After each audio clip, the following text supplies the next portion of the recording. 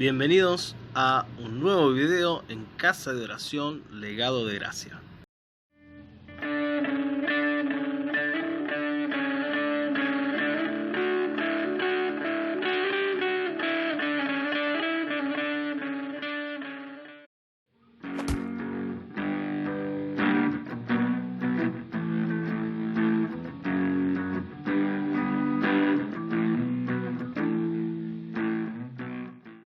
¿Qué tal? ¿Cómo están? Mi nombre es Mariano. Sean bienvenidos a Casa de Oración Legado de Gracia. Hoy continuamos con nuestra serie de mensajes sostenidos camino al orden de Dios. Y nos toca hablar del profeta Ezequiel, de su llamado, de su experiencia, de ese momento en el cual Dios lo comisiona. ¿Y qué tienen que ver todo eso con nosotros? Quédate hasta el final, vamos a ir desarrollando este tema. Espero que sea una bendición para tu vida. Oramos y alabamos juntos el nombre del Señor, preparando nuestro corazón para su palabra. Señor, te damos gracias por una nueva oportunidad de estar juntos.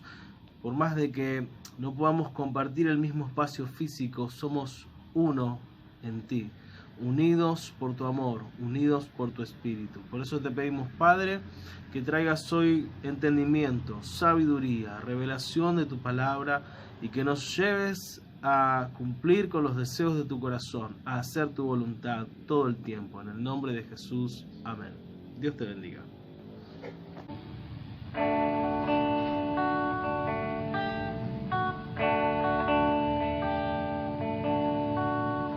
Gloria en gloria te veo. Cuanto más te conozco, quiero saber más de ti. Mi Dios, cuán buen alfarero.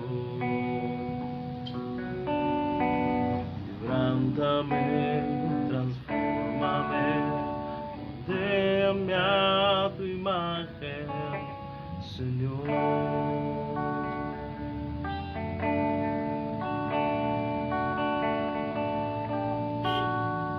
Gloria en gloria te veo. Cuanto más te conozco, quiero saber más de ti. Dios, cuán buen alfarero.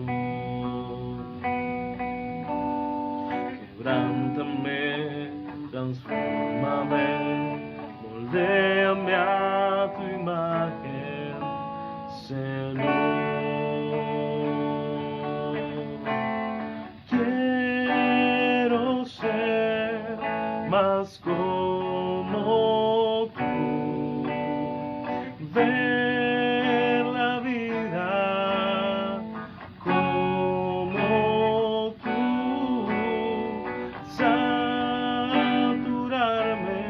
de tu espíritu y reflejar al mundo tu amor. Quiero ser más como tú, ver la vida como tú, saturarme de tu espíritu y reflejar al mundo tu amor.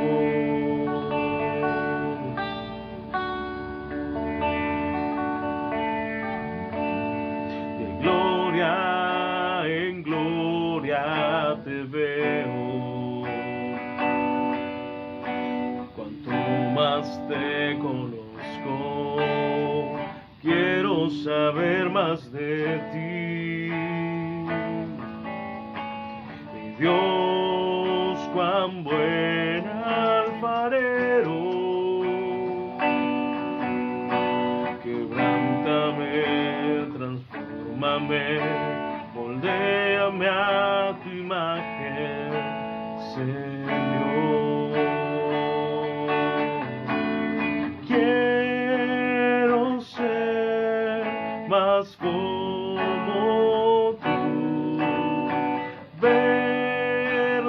vida como tú, saturarme de tu espíritu y reflejar al mundo tu amor. Quiero ser más como tú, ver la vida como tú, saturarme de tu espíritu y reflejar al mundo tu amor, y reflejar al mundo tu amor, y reflejar al mundo tu amor.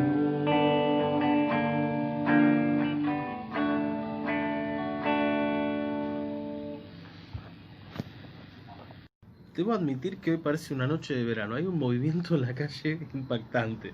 Pido disculpas nuevamente por los ruidos que puedan oírse detrás. ¿Quién fue el profeta Ezequiel? Su nombre significa Dios fortalece. Y quisiera que conozcamos un poco del trasfondo de este mensaje y de este libro. Este libro fue escrito aproximadamente entre el 590 y 570 a.C., es más o menos el tiempo en el que se desarrolla el ministerio más que nada del profeta Ezequiel. Este libro se desarrolla en un ambiente histórico particular. Ezequiel estaba en Babilonia durante los primeros años del exilio. De hecho, Nabucodonosor llevó cautivos de Jerusalén a Babilonia en 3 etapas diferentes grupos de judíos. La primera vez fue en el 605 a.C. Allí se deportaron jóvenes judíos selectos a Babilonia, entre los cuales estaban Daniel y sus 3 amigos, que va a ser el mensaje de este domingo. En el año 597 se llevan otros 10.000 cautivos a Babilonia, entre los cuales estaba Ezequiel. Y en el año 586, finalmente, antes de Cristo, las fuerzas de Nabucodonosor destruyeron del todo la ciudad y el templo, y de hecho a la mayoría de los habitantes que sobrevivieron en aquel entonces los llevaron a Babilonia. El ministerio profético de Ezequiel se realizó entonces durante la época más tenebrosa de la historia del Antiguo Testamento, durante el tiempo en el que se cumplió lo que se venía anunciando acerca del juicio. Los 7 años precedentes a la destrucción de Israel, la destrucción del templo, y los 15 años que siguieron ya con el pueblo cautivo, ¿sí? Este libro probablemente se completó en el año 570. Ezequiel, cuyo nombre significa Dios fortalece, era de una familia sacerdotal y pasó sus primeros 25 años en Jerusalén. Estaba en la preparación sacerdotal para el servicio en el templo cuando lo llevaron cautivo a Babilonia. 5 años después, a la edad de 30 años, comienza su llamado profético, comienza su trabajo, su labor, la comisión divina, a la cual él sirve fielmente. Este libro está escrito por el profeta Ezequiel, emplea una forma muy especial de expresar las cosas, ¿no? ¿Y cuál fue el propósito? ¿Para qué se escribió? En primer lugar, vemos que el propósito es dar el mensaje del juicio de Dios a los apóstatas de Judá y de Jerusalén y a 7 naciones extranjeras de alrededor de la ciudad. Y en segundo lugar, sustentar la fe del remanente de Dios, del remanente fiel, estando en el exilio, hablándoles acerca de la restauración del pueblo, de una renovación del pacto de Dios y de la gloria futura del reino de Dios.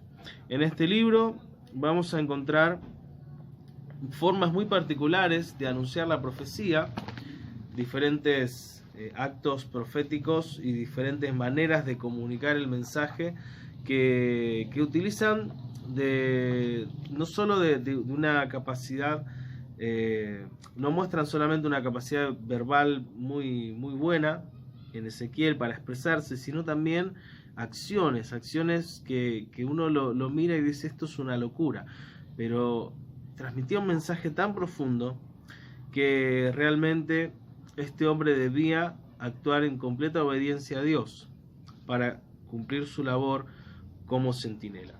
Una de las cosas que llaman la atención es que pese a todas las cosas que vivió este hombre fue un hombre devoto, sensible y responsable para cumplir con su propósito.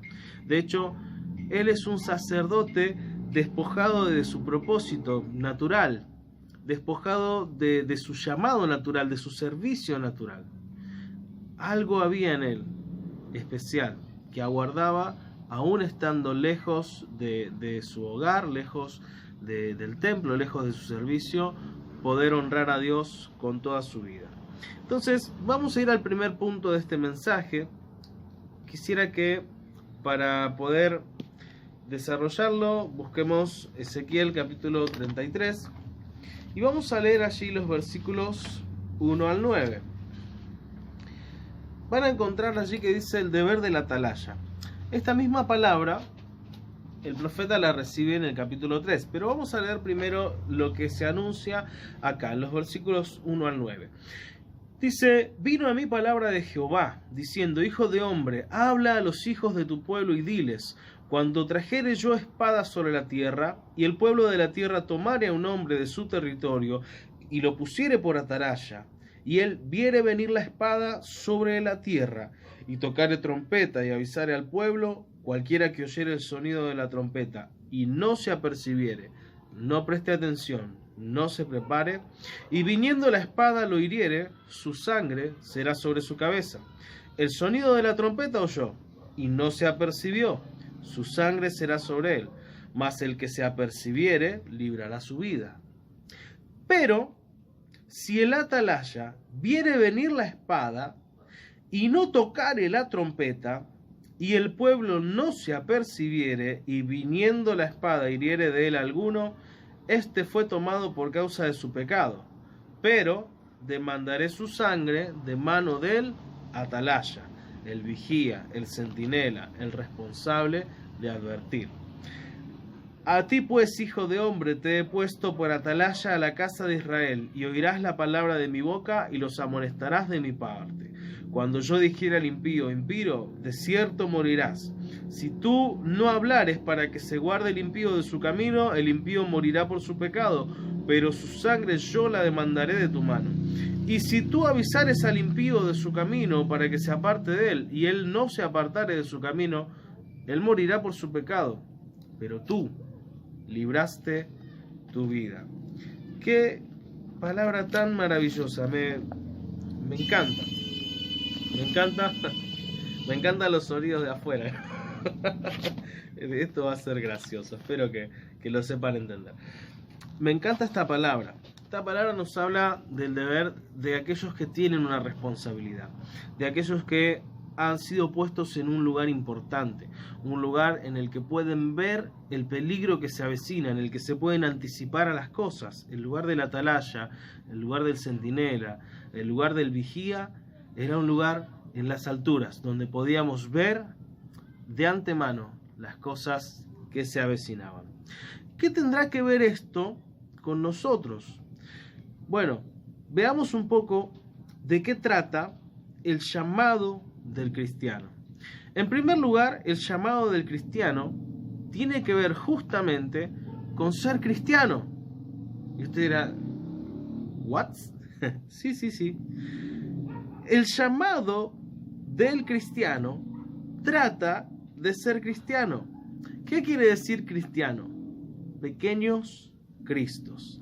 En Hechos capítulo 11, versículo 19 al 26, es donde surge este nombre, donde surge este título. ¿Y cómo surge?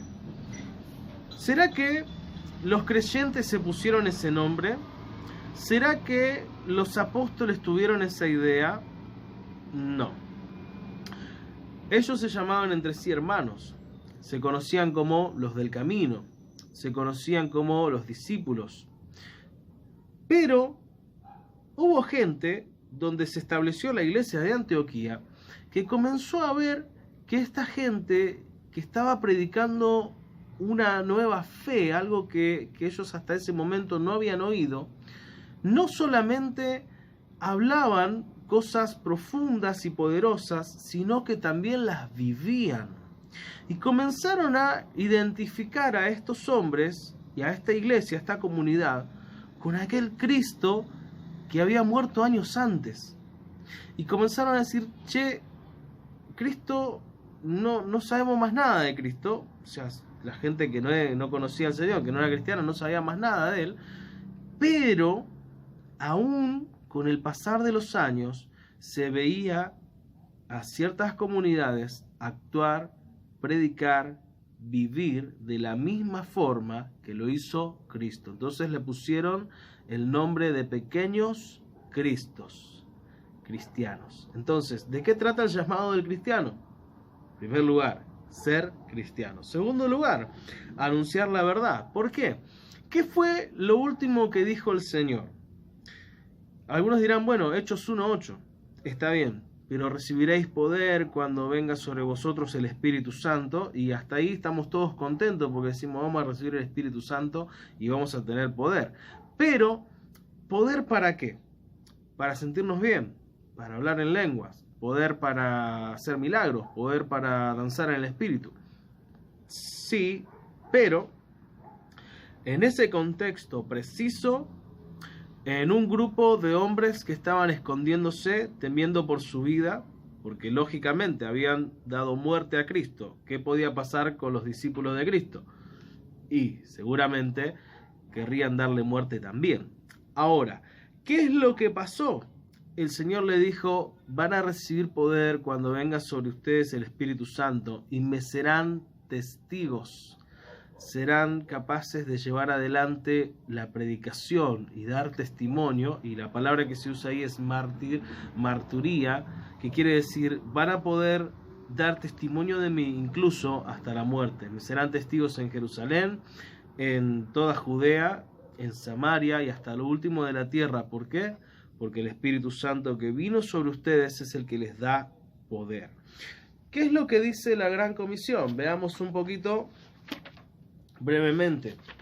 Mateo 28 dice, Jesús se acercó y les habló diciendo, toda potestad me es dada en el cielo y en la tierra.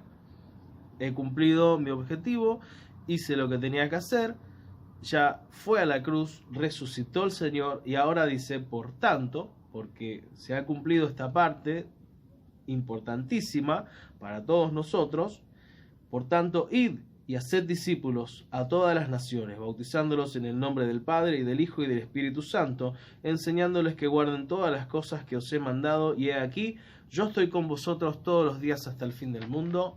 Amén. En Marcos se ve una cosa muy similar. De hecho, dice que el Señor se apareció a los 11, reprochó su incredulidad y les dijo, id por todo el mundo y predicad el Evangelio a toda criatura.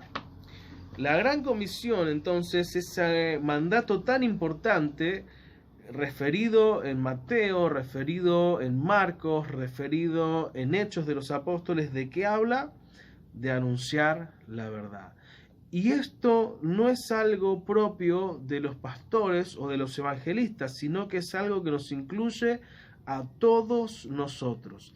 Y alguno podrá decir, bueno, pero yo todavía no sé si puedo, no sé cómo hacerlo, no sé cuál es mi llamado. Bueno, si hasta ahora ningún profeta del Señor, ningún ángel del Señor había venido hasta tu vida y te había dado algún tipo de responsabilidad, te había dado algún tipo de revelación, yo quiero que vayas conmigo a 2 Corintios capítulo 5, verso 17 en adelante, que dice así, de modo que si alguno está en Cristo, nueva criatura es, las cosas viejas pasaron, he aquí todas son hechas nuevas, gloria a Dios, y con eso estamos felices.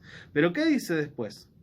Y todo esto de nacer de nuevo, esto de estar en comunión con Dios, esto de comenzar a vivir una nueva realidad, proviene de Dios, quien nos reconcilió consigo mismo por Cristo y nos dio el ministerio, el trabajo, el servicio ¿de qué? De la reconciliación. que Dios estaba en Cristo reconciliando consigo al mundo, no tomándole en cuenta a los hombres sus pecados, y nos encargó a nosotros la palabra de la reconciliación. Así que somos embajadores. Aleluya, somos embajadores en nombre de Cristo, como si Dios rogase por medio de nosotros. Os rogamos en nombre de Cristo, reconciliaos con Dios. No te la esperabas. Todos nosotros fuimos llamados a un propósito, a un trabajo, a una tarea, a un ministerio. ¿Cuál? El de la reconciliación. Y este es un deber en el que todos nosotros tenemos que trabajar. Por último, ¿de qué trata el llamado del cristiano? El llamado del cristiano trata de ser ese atalaya, de ser ese vigía, ese que tiene la capacidad de ver lo que se aproxima, esa perspicacia de anticiparse a las cosas que vienen y anunciarlo para que otros puedan prepararse, puedan apercibirse, puedan tomar una decisión de qué hacer con sus vidas. El cristiano entonces debe estar velando. Y acá podemos preguntar, bueno, ¿a quién debo convencer? A nadie. Bueno, pero si fui llamado a predicar, yo quiero que la gente que le predico cambie su vida ya y se convierta ya. No fuimos llamados a convencer a nadie. Es bueno que sepamos transmitir el mensaje, que lo podamos transmitir bien en palabras, pero también con ejemplo, con el testimonio. Me quedo con esta palabra que aprendí de un maestro, el maestro Roberto Ciorciari, y dice: para mucha gente, la única Biblia que van a poder leer sos vos. Mucha gente no va a tener este libro, no va a poder leerlo, no va a querer leerlo, pero sí va a ver tu vida. Entonces, ¿a quién debo convencer? A nadie, pero debo predicar bien, con la palabra y como el ejemplo. ¿Quién es el que hace la obra? ¿Quién es el que convence? El Espíritu Santo. ¿De qué forma? Jesús dijo: cuando venga el Consolador, cuando venga el Espíritu Santo, cuando venga ese que es igual a mí, es el que va a traer convicción de pecado, que va a hacer que reconozcamos, como vos y yo algún día reconocimos delante del Señor que éramos pecadores, y nos va a llevar a la justicia de Dios, para saber que hoy, por medio de la fe, podemos acceder a la salvación, podemos acceder al perdón, podemos acceder a esta reconciliación tan maravillosa de la que estamos hablando y ser hijos de Dios para ser librados del juicio. Pero es una obra que hace el Señor a través del Espíritu Santo. ¿Cuál es mi responsabilidad entonces? Trazar bien la palabra de verdad. Dar un mensaje que sea claro. Pablo dice: ¿qué pasa si la trompeta da un sonido incierto? Y lo único que trae es confusión. Por eso el sonido de la trompeta debe ser claro. En la antigüedad, tanto en los ejércitos como las ciudades, tenían diferentes personas que tocaban trompeta con diferentes sonidos, con diferentes melodías, que anunciaban qué hacer. Anunciaban si debían ir al ataque, si debían refugiarse, si debían huir, si debían cambiar la estrategia, si debía avanzar determinado grupo de ataque por flanco derecho o flanco izquierdo. Entonces, si la trompeta que debía dar ese mensaje claro sonaba mal, o sonaba de una forma incierta, un sonido incierto, ¿quién se iba a preparar? ¿Quién se iba a preparar para la batalla? ¿Quién se iba a preparar para la huida? ¿Quién iba a saber cómo se desarrollaría la batalla? Nadie. Entonces, de la misma manera, nosotros debemos tener en claro qué es lo que anunciamos, qué es lo que decimos y cómo lo transmitimos. Eso es parte fundamental del llamado del cristiano. Ser pequeños Cristos, anunciar la verdad y ocupar ese lugar de atalaya, vigilando, velando lo que viene y dando el mensaje clave, el mensaje justo para cada momento, para cada tiempo. Eso es una responsabilidad personal. Hay muchos malos ejemplos sobre esto. Hay personas, por ejemplo, que solo anuncian el juicio y son muy fanáticos de Juan el Bautista. Arrepiéntanse, generación de víboras, porque... Y no está mal hablar del juicio. porque ciertamente aquellos que no reciban a Cristo en su corazón enfrentarán el juicio que está anunciado para los incrédulos. Pero ¿será ese el mejor mensaje o la mejor manera de transmitirlo? ¿Hablar solo del juicio, del infierno, de las cosas que vendrán? ¿O es Dios un Dios de amor, un Dios de gracia, un Dios de misericordia que nos invita a ser amigos de Él? Que nos invita a ser sus hijos. ¿Cuál es el mensaje? Por otro lado, hay otros que hablan, que parecen Luis de Lía, todo es amor, amor, amor, y venía acá que va a estar todo bien, que lo vas a pasar bien, Dios es perdón, Dios perdona a todo, está todo bien, y dan un mensaje de un evangelio sin compromiso, un evangelio light. Bueno, ese tampoco es el mensaje completo. Dios es amor, Dios es gracia, Dios es misericordia, pero también nos llama a una responsabilidad personal de cambio, a través de una relación con su Espíritu Santo, a través de la oración, del estudio de la palabra, del culto personal que llevamos a cabo todos los días. Otros, en cambio, dicen, vení a Cristo, probá con Jesús que va a estar todo bien. Y nada más. Pero en ese probá con Jesús tratan de decir, vení, ya pasaste de todo y no te funcionó, vení, con Jesús te va a ir bien, acá no sufrís más. Y es un mensaje que no está bien desarrollado. Entonces, nuestra responsabilidad, ¿cuál es? Conocer, practicar y vivir el evangelio que predicamos.